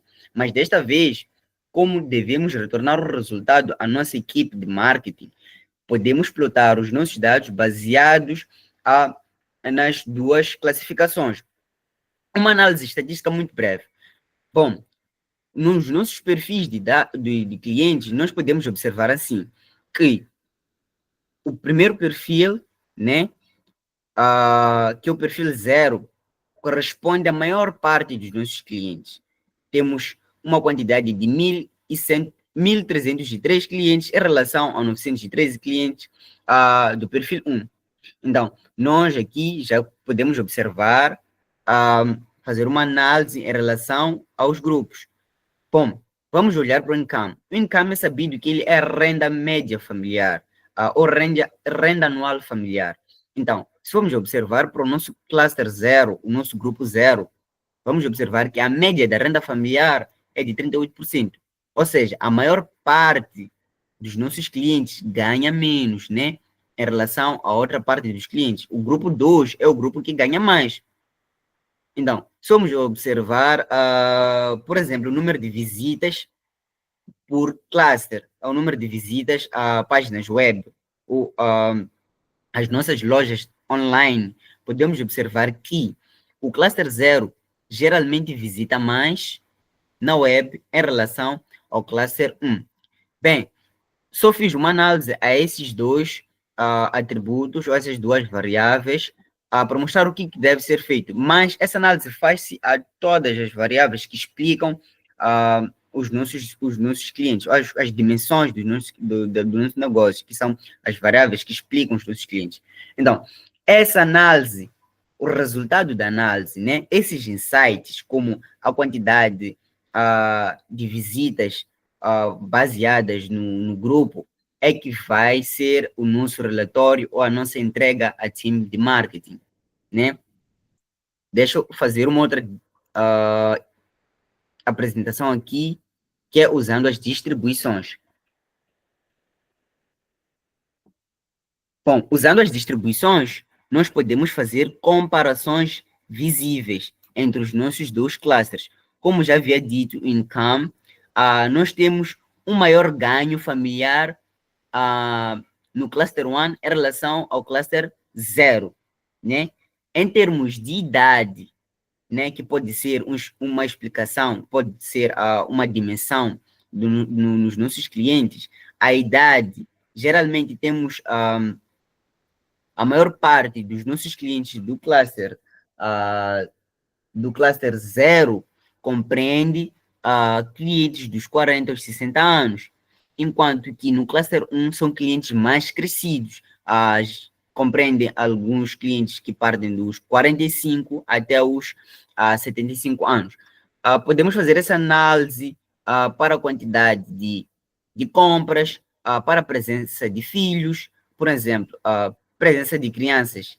Nós observamos que para o cluster 0, para o grupo 0 dos nossos clientes, nós temos a maior presença de crianças, né, em relação ao grupo 1. Podemos observar isso também para o resto dos nossos atributos, como o número de visitas, já foi analisado anteriormente, ou também o número de compras através de descontos, né? nós observamos que a maior parte dos nossos clientes que compram, ou os clientes que fazem maiores compras com descontos, são clientes do cluster 1 em relação a clientes do cluster 0. Podemos fazer uma observação aqui também do número de compras em loja.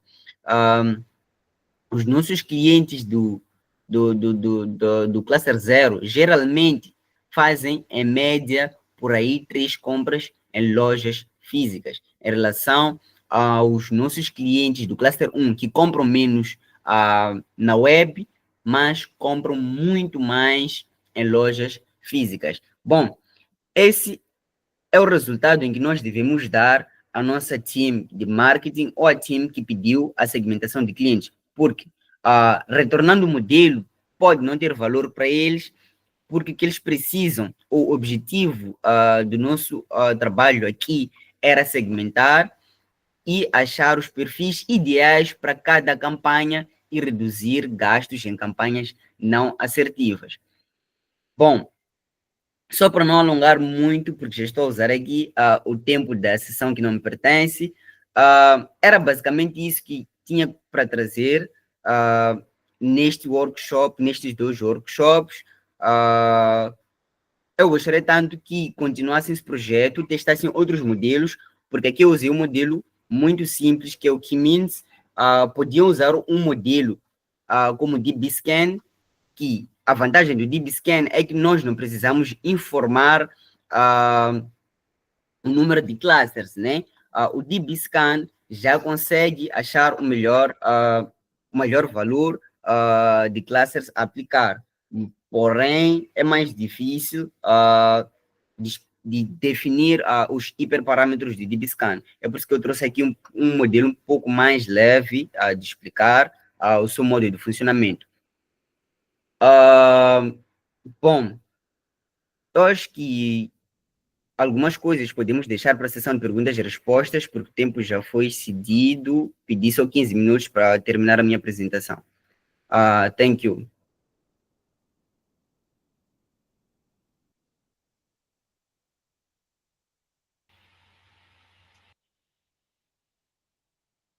Obrigada, Pinto.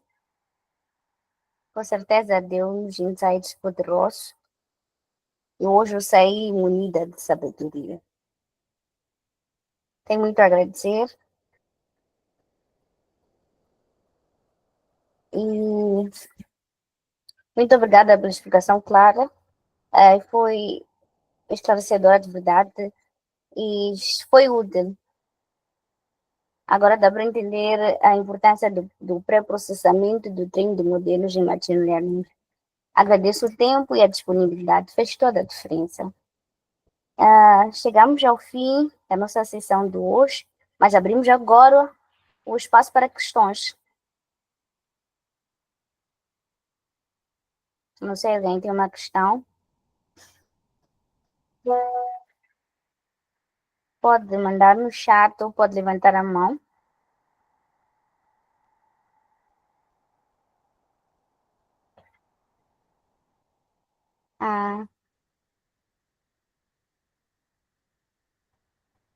Muito obrigada. Eu tenho uma questão.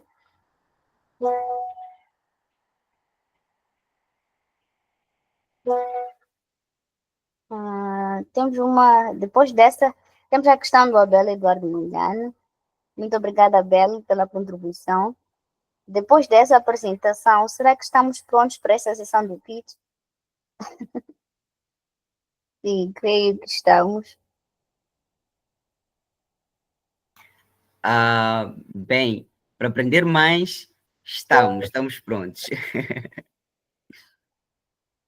O Milton levantou a mão. Boa noite, mais uma vez. Boa noite, Milton. Sim, é assim, normalmente quando temos uma quantidade excessiva de dados a serem processados, temos um problema que sempre lidamos com ele, que é a acurácia, que é o nível de precisão dos dados, principalmente porque está a trabalhar, o exemplo que deixa aí, são para dados para apresentar para uma equipe de marketing.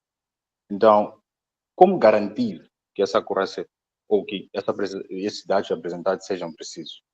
porque apresentaste um modelo.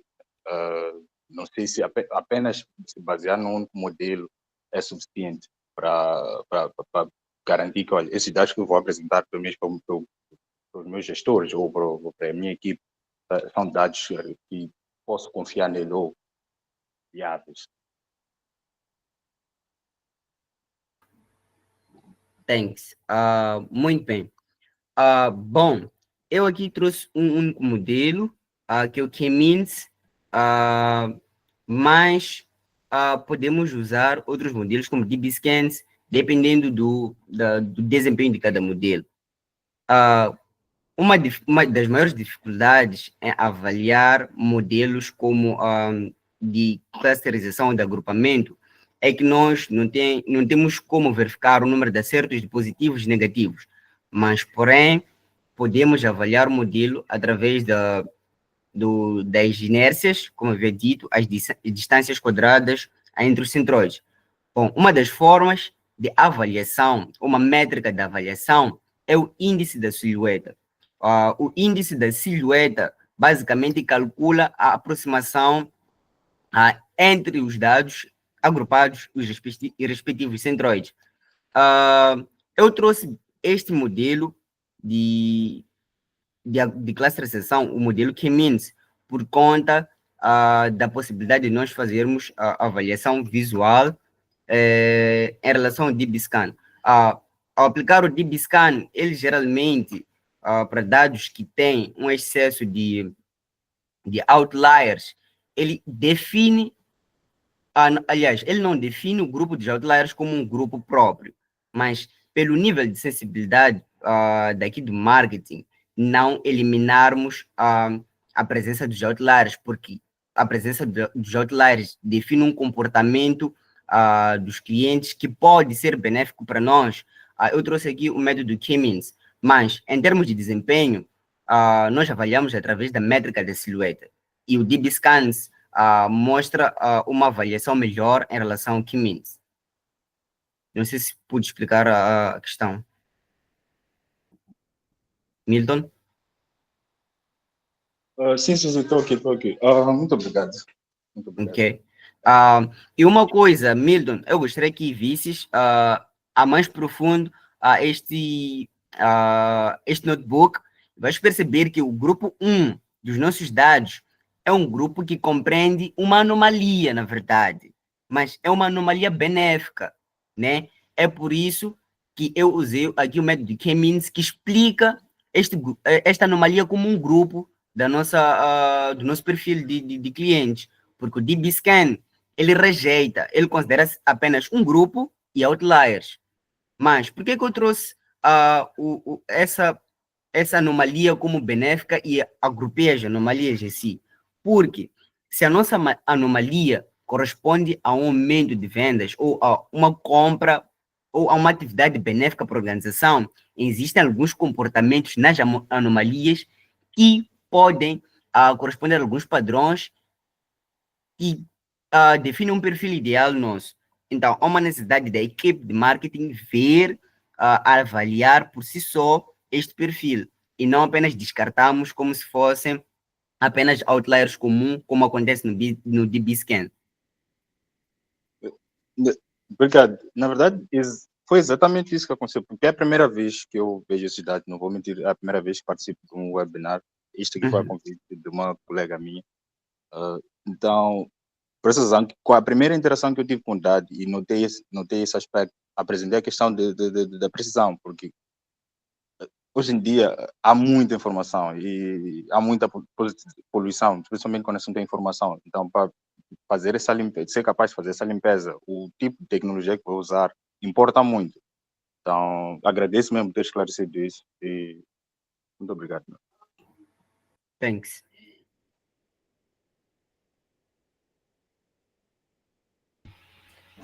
Obrigada, Milton.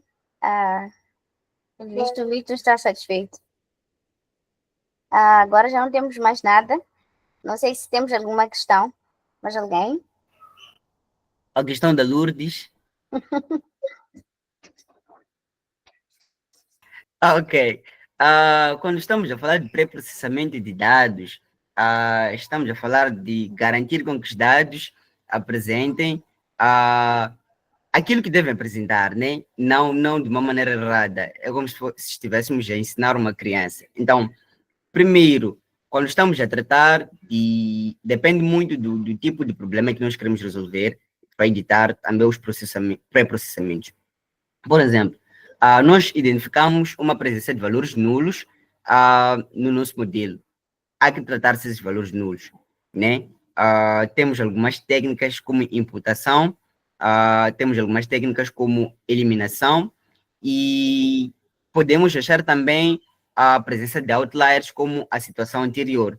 A presença de outliers é um pouco mais delicada dependendo do contexto. Há contextos em que não podemos eliminar outliers por conta da criticidade ou do valor intrínseco da informação que o outlier está a apresentar. Há também situações em que o outlier necessariamente não passa nada para nós, é um outlier, pode ser eliminado. Outra coisa a observar é o tipo de distribuição dos dados. Se nós vamos usar um modelo estatístico, baseado em parâmetros estatísticos, modelos estatísticos eles assumem dados normais, né? Dados de uma distribuição gaussiana. Então, se nós apresentamos lá dados que não estão normalizados, o modelo não vai mesmo desempenhar o seu papel conforme foi desenhado, foi projetado, porque devia assumir que a variância fosse um desvio padrão zero. Então, não temos isso nos dados, o modelo não vai ser perfeito, ou melhor, o modelo não vai ter uma boa performance. Outra coisa em que nós podemos identificar no modelo é, ainda na distribuição, nós podíamos optar por modelos baseados em um modelo como Support Vector Machine, né, que não é baseado em elementos estatísticos ou baseado em parâmetros estatísticos, podia ser uma melhor solução. Então, dependendo do contexto ou do tipo de aplicação e dependendo da forma como o modelo reage, porque não temos uma fórmula mágica em pré-processamento de dados. Nós vamos testando algumas técnicas e avaliar qual é que o nosso modelo vai aceitar da melhor forma possível. Às vezes, nós podemos aplicar melhores técnicas ou boas técnicas no modelo errado, ou nós podemos aplicar péssimas técnicas no modelo certo. Então, há que se fazer essa avaliação ou esse jogo entre técnicas e modelos a implementarmos. Lourdes?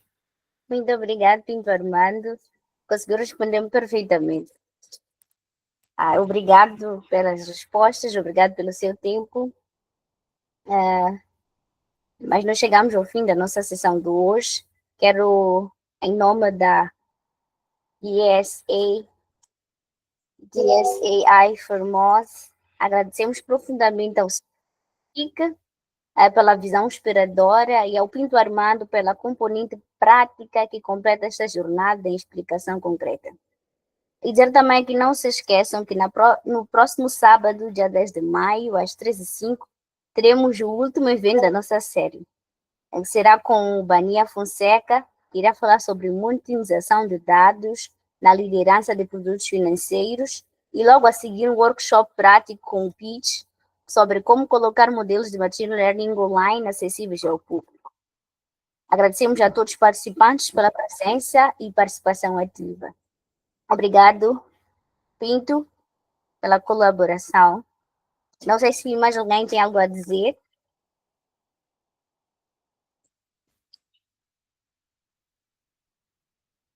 Muito obrigada a todos e nós encerramos a nossa sessão de hoje. Obrigado mais uma vez pela vossa presença ativa, pelas questões e por pacientarem aqui. Obrigada.